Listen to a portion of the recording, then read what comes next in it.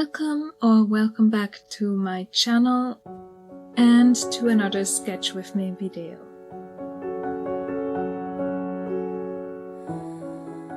Today we are drawing something completely different, and of course I have some resources for you to use if you would like to actually sketch along with me.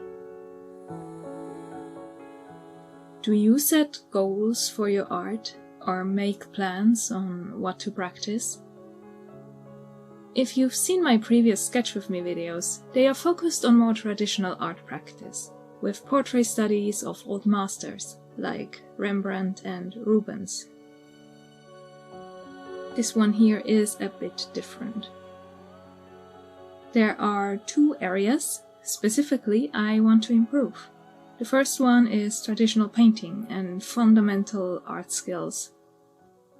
That's what those master studies are for. But on the other hand, I do love fantasy art for books and games, and while I've created illustrations for some board games, even the occasional book covers, my honestly quite distant dream is to one day paint a card for Magic the Gathering. I have a long way to go still, but all one can do is practice, right?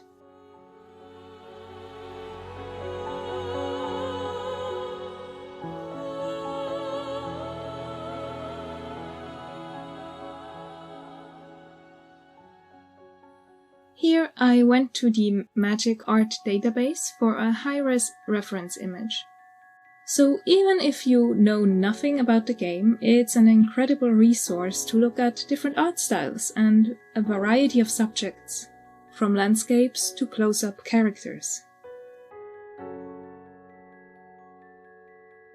If you like Gothic vampire settings, for example, Innistrad would be a good start. Or for Art Deco art styles, I'd recommend New Capenna.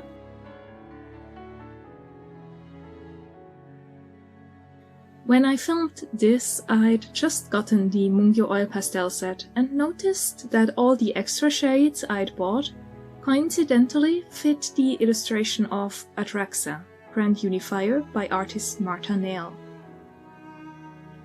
Her sense of color is honestly mind-blowing if you go and look at some of her art, and while the card itself is the bane of my existence whenever I play a round or two, I wanted to do a color sketch of this amazing illustration.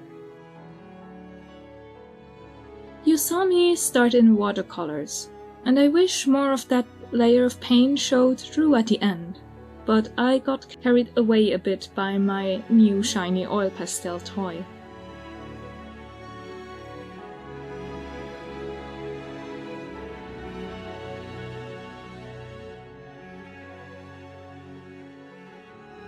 At this point I was still getting used to oil pastels and experimented with layering and blending methods. Here I'm trying to learn about how to paint these fluorescent colors. There's a subtle shine around the figure that you can see if you look closely, especially around the head. And that adds to this impression of her having this unnatural glow. There are some unexpected colors in there that I never noticed when just glancing at the art.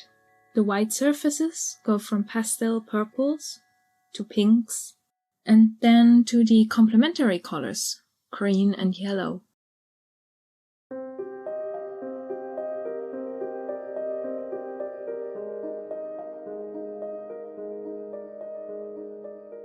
The white shade especially is great to layer and mix with other colors, and creates incredibly smooth transitions. At the same time, I didn't want to overblend and make everything look blurry, a challenge on a small format like this. I think precise details are a great strength of the Mungyo pastels, as they hold an edge really well. And even after multiple color layers, I was still able to go in and add sharp color accents where needed. Those shimmering colors wouldn't stand out on their own, without contrast. There are some intense berry reds and purples glowing inside her torso, and then more purples and blues framing her. Framing a character, no matter if for fantasy art, a figure painting, or something else, is something I still struggle with when it comes to composition. While I'm getting better at planning light and dark contrast, saturation versus muted or grayed out colors is much more difficult for me to get right. Here the background is also a shade of purple, but it's so much more muted that it looks like gray and brown in contrast with the saturated colors of the figure. Both the lightest and darkest colors are also on her, bright white and near black, while the background is a mid-tone and thus fades, as it should be, into the background.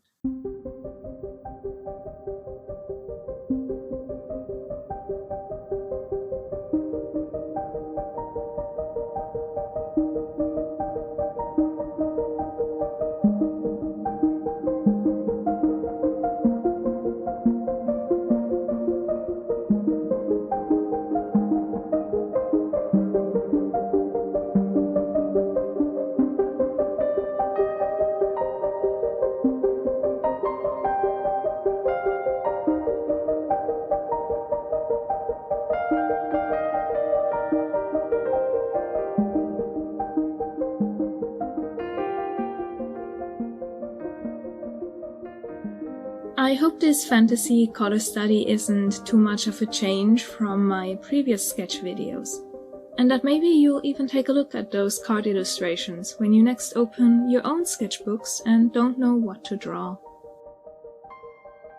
I want to be honest here and show everything I do, not just an idealized or picturesque version.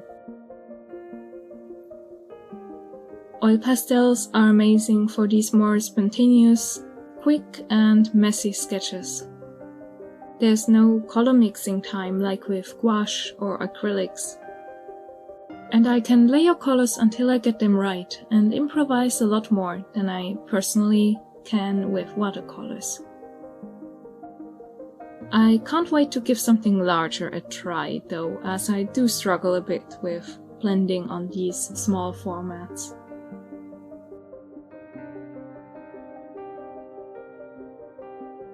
At one point, for the strongest highlights, I did use the Sennelier White, less precise but more pigmented than the Mungyo one, and so it's ideal for these intense final touches.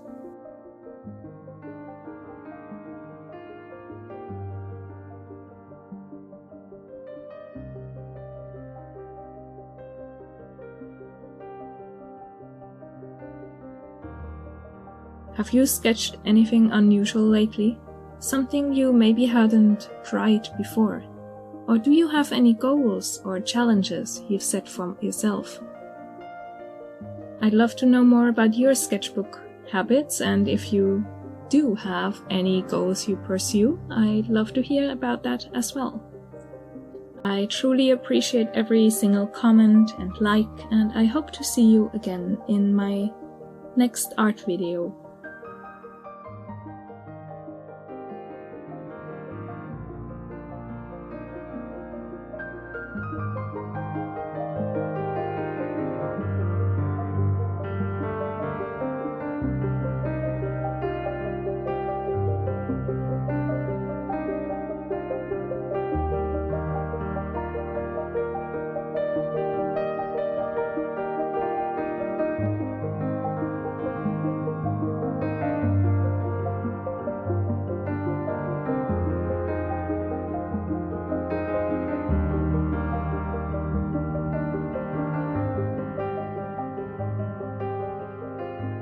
Thank you so much for watching, and happy sketching!